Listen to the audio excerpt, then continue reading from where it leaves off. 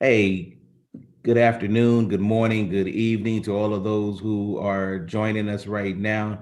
Again, for all of those who are familiar with me, God bless you. For those who perhaps may not be as familiar with me, I'm Dr. Kevin Hairston, pastor of the Living Word Bible Fellowship. And again, here we have, during our segment of Ask the Pastor, a wonderful organization, a wonderful person is joining us today, Miss Alyce Jennings, who is the resource development manager for Prevention Action Alliance, PAA. Alyce, thank you very much for being with me and all of us this afternoon. How's your day going so far?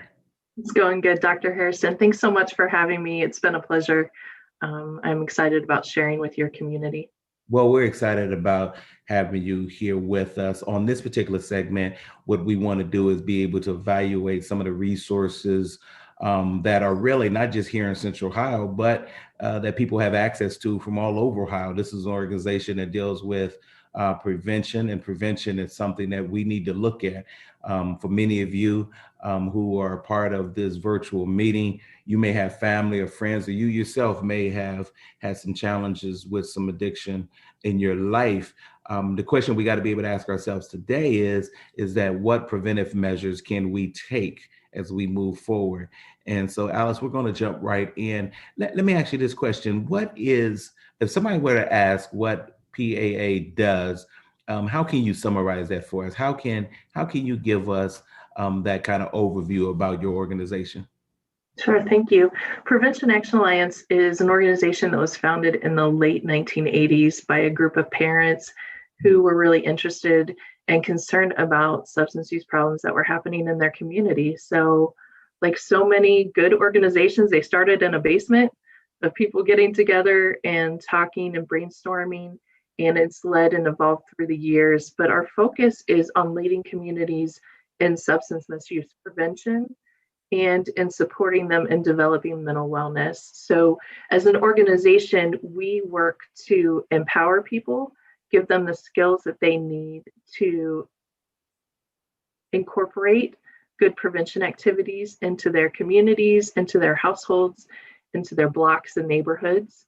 And we also work to empower them to advocate for good policy and for good policy in their neighborhood, all the way from their schools up to the national level, what policy looks like for prevention. And we also work to help connect people. So we have a series of 4 different statewide networks that connect people together. We connect local drug prevention coalitions and the Statewide Prevention Coalition Association. We connect colleges and help work on colleges and their communities and help them promote healthy behaviors on college campuses. We work to connect youth leaders. So one of the things that we are fond of saying in prevention is that it's youth-led prevention that's very effective, right? Peer-to-peer, we all know this. We know that teens are not going to listen to their parents as much as they're going to listen to each other. So if they can come up with messages for each other on how to promote healthy behaviors, that's going to be more effective than when mom or dad or their teachers or their pastors, come and talk to them. Where we're really impactful is in that younger group.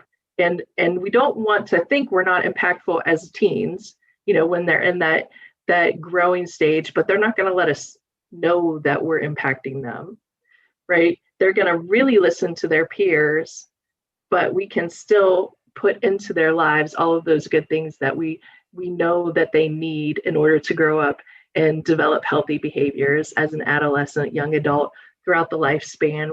We really do want to focus on the entire lifespan, from the time, pre-birth, so that moms who are pregnant are developing healthy behaviors.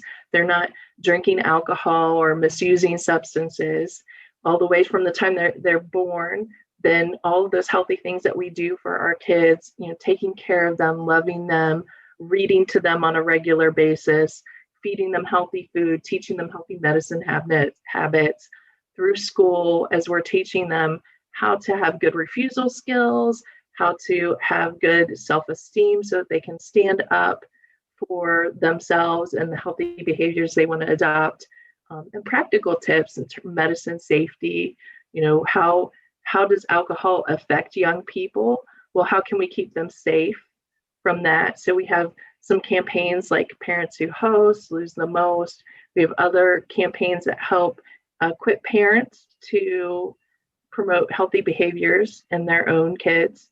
And then we also have networks for grieving families. So one of the things that we did several years ago was develop this GAP network, which was grieving through advocacy and prevention. And we want to support families who are grieving.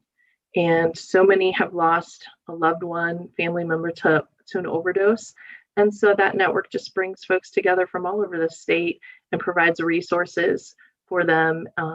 In fact, one of the things that we're doing is having a conference in April with that network. And as I was talking to their director the other day, we were talking about, well, everybody's grieving right now, right?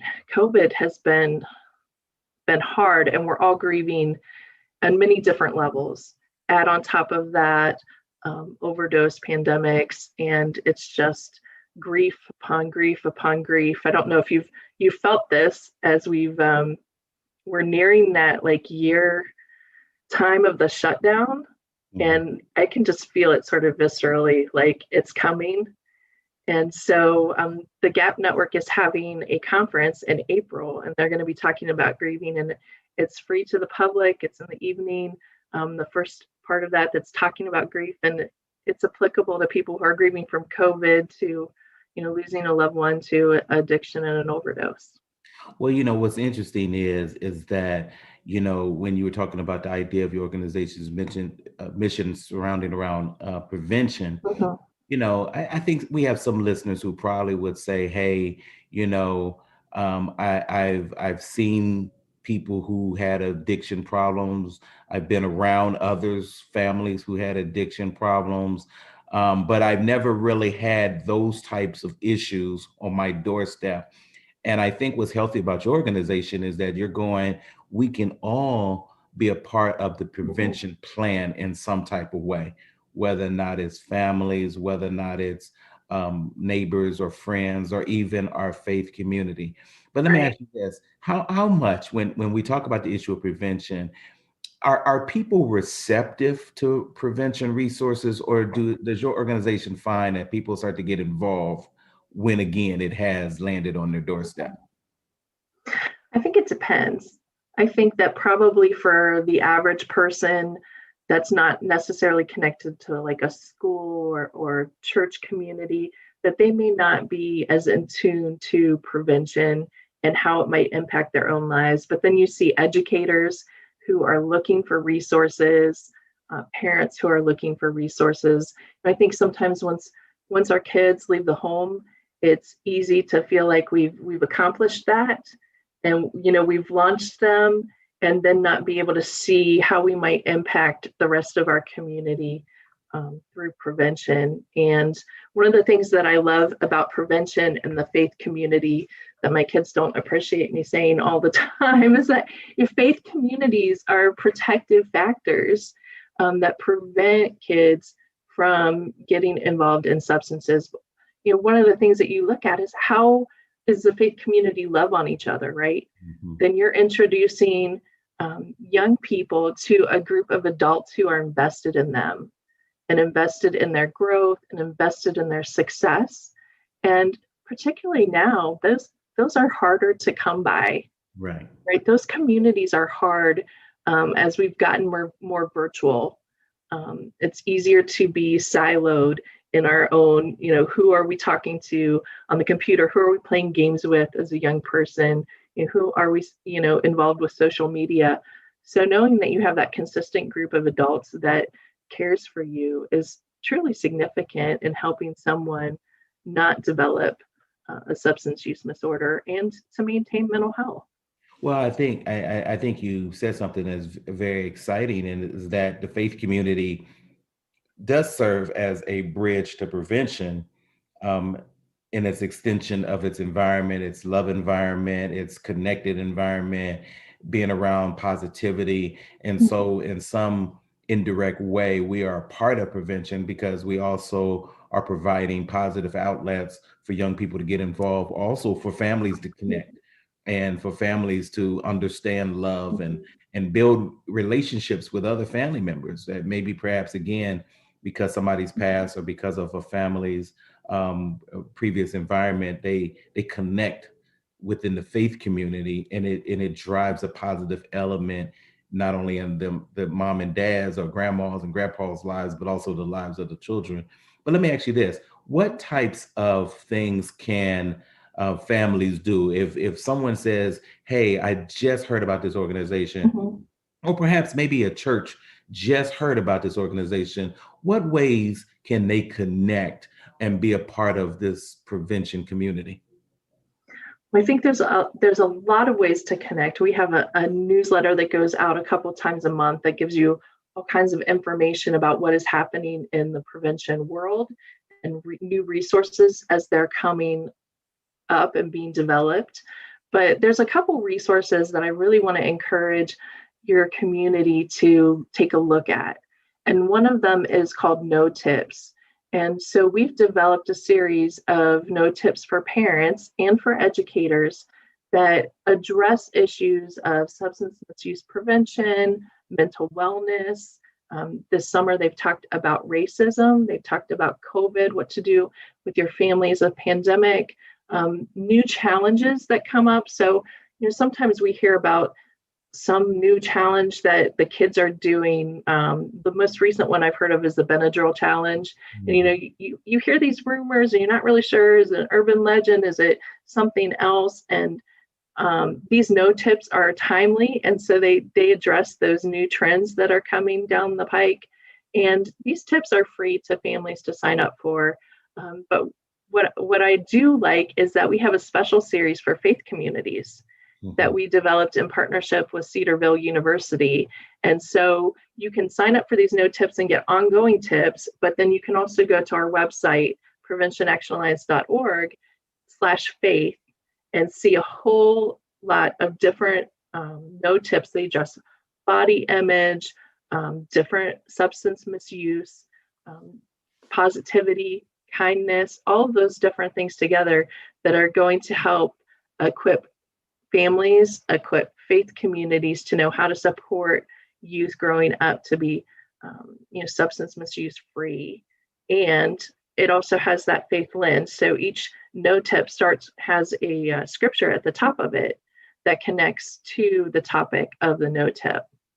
Let me ask you this again. Someone may say, um, we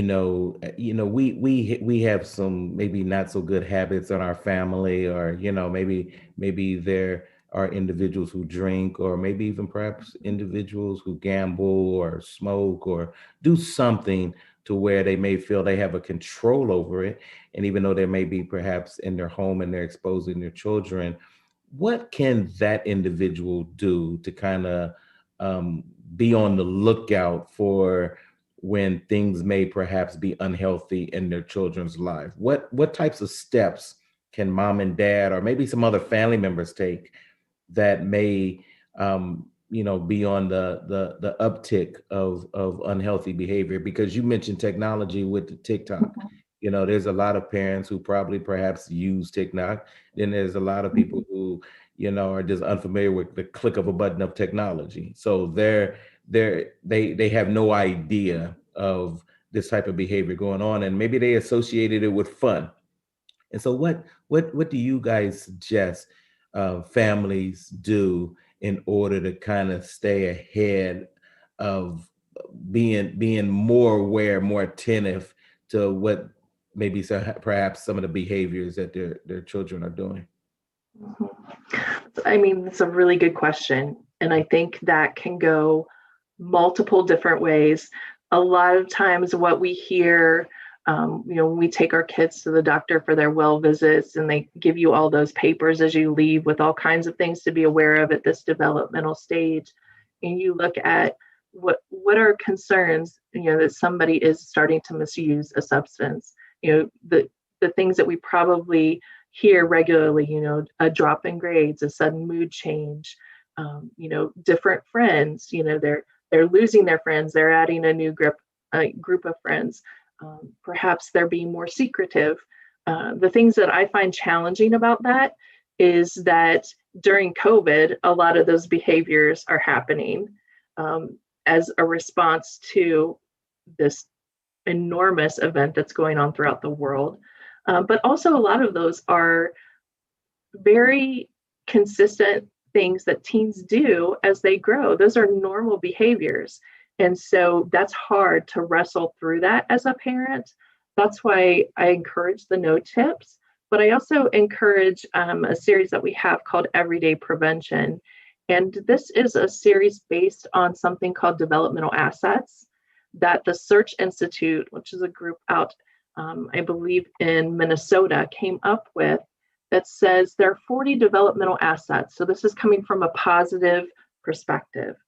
That are you familiar with it? No, I haven't heard that before. Okay. I'm interested. So as you were smiling, I didn't know if I was preaching to the choir there.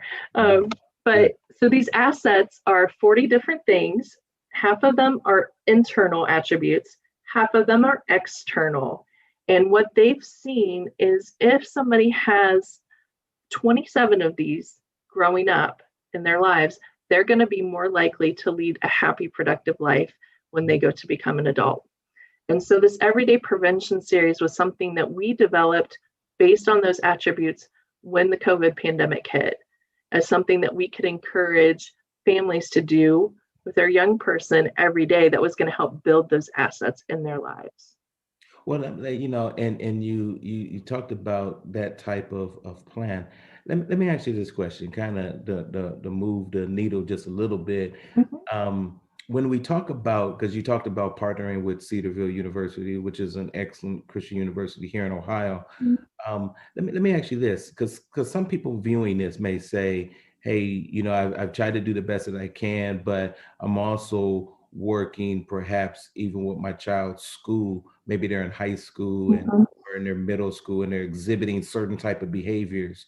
And I'm trying to distinguish, whether or not it's their disruptive behavior is perhaps some of the things that they're doing, or are they coming under peer pressure, or, are they dealing with things at home? From a school community or an educational community, have you guys seen any kind of bridges that you've been able to make that allow educators to be on the lookout, like this behavior that this student is exhibiting a little bit different than what maybe perhaps they did last year, or maybe they did last quarter, and rather than kind of run them to a more, the disobedient type of avenue that we typically, or the disciplinary type of attitudes that we take, maybe we're taught and trained to be on the lookout for things that may perhaps be unhealthy. Maybe they're now being exposed to some types of drugs or some type of behavior that they now are a part of, and that's why that we see the activity. And so I guess my question has a lot to do with, from an urban perspective, especially in Central Ohio, or maybe even Northeast Ohio, Cleveland, North Ohio, Cincinnati, Toledo, some of the more urban pockets of Ohio. Have you guys been able to kind of bridge that relationship with those school systems? I think we have a wide range of schools that are invested in the no tips, that are getting those on a regular basis. But we as an organization aren't the ones that are going into the schools and teaching evidence-based prevention programs. Really what we do is support a lot of those organizations that are doing that and continuing to provide them with up-to-date resources in the prevention field. There are a lot of great prevention organizations in Ohio. Some of them that come to mind are UMADAPS, that are working the urban minority alcohol and drug abuse organizations. They're working, in Cleveland, Columbus, Akron, Lorain, Toledo, Lima, Cincinnati, Youngstown. So they're doing some really great work in those urban communities, providing prevention programming. We're continuing to try to build our relationship with them because they're a statewide organization as well that have all these branches in the different communities. There's also, the Community for New Direction, which is in the eastern side of Columbus, is doing some amazing work. now I'm going to get myself in trouble because there's so many good groups out there. There really are some amazing prevention groups that are out there that we, as a statewide organization that even has some national reach, we want to equip them with what is good prevention. And we're one of the leaders in the field in prevention. So what is good science saying? When I started in prevention in the late 90s, good prevention was doing an after-school program, and of course you do that, and after-school programs are great. They're a great protective factor because they're providing a way to fill time that is productive and positive, but they're one piece in the puzzle, and after-school programs alone aren't going to prevent somebody from using a substance. Right. But they do help support that. And so we want to encourage that, but also know that's not the only thing that is going to help somebody, prevent themselves from misusing a substance. And just like, and we know this in the church, right? You can do all the right things. Mm-hmm. You can bring your kids to church every Sunday and Wednesday. You can have them doing all of those things in church. That doesn't guarantee that, unfortunately, that doesn't guarantee that they're going to remain in the church for their life. But what you do is you just keep layering things on, right? Mm-hmm. Like you have them develop those healthy relationships with the people in the church. You have them go to those fun activities that make them connected to other youth and make church something that's attractive to them. You make sure that they're getting fed in all the ways that are stage appropriate for where they're at in their stage of development. And so in prevention, that's what we do too. We just layer things on. And just as you wouldn't go outside right now in just a lightweight jacket, you put on a heavy winter coat and you put on boots and then gloves and a hat and a scarf, of course, a mask. And so, you just keep putting things on to try to protect yourself. And that's what we do in prevention is we just want to keep layering things on. So one of the easy ways as a parent that I think is really important and is often overlooked is that we look in our medicine cabinets. Something every family can do and everybody in the church can do is take a look at their medicine cabinet and make sure that they're modeling good medicine usage behavior, right? That if something's, if you have an ache or pain, then you think through what are you modeling for your kids? Are you taking the medicine appropriately as it's recommended? Are you taking more than's recommended? Are you using a prescription in a way it's not recommended for? So if you have some type of prescription for back pain, you want to make sure that you're using it for back pain and not modeling using it for something else with your kids. You want to make sure that they understand that medicine's not candy, especially when they're little, which is really hard when you're trying to get little kids to take medicine like an antibiotic or something else that I've had some of those knocked down, trying to wrestle and get kids and explain to the doctor why some of all that I need an additional amount because some of it missed, when they were knocking it out. That's challenging, but we do want to make sure that they understand it's not candy and we're not trying to sneak it into them. They understand why it's going in and how it's going to help their body. As they get older, that they understand that, medicine is only for people that it's prescribed for. And that can be hard. That can be really hard, especially in my community, in my neighborhood. It's common culture for folks to share medicine, right?